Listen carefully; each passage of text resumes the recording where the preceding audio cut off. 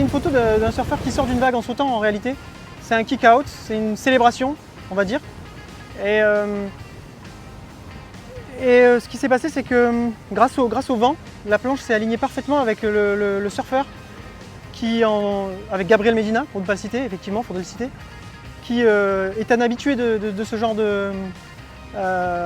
d'acrobatie quand il prend une belle vague. Donc on savait qu'il allait se passer quelque chose et on était prêts, nous les photographes. La vague elle arrive comme ça, nous on est ici, donc elle déferle et elle passe derrière nous.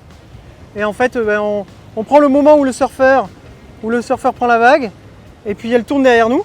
On se retourne évidemment parce qu'on sait qu'il va se passer quelque chose. Là on voit le dos de la vague, on voit plus le surfeur, il est dans la vague. Et on vise un endroit où on pense qu'il va sortir. Et à un moment donné, il sort et on déclenche. Et donc j'ai fait une demi-douzaine de photos. Et dans le lot, il y en avait une qui m'a paru intéressante et je l'ai envoyée. Mais j'avais aucune idée que ça allait être ce que c'est aujourd'hui.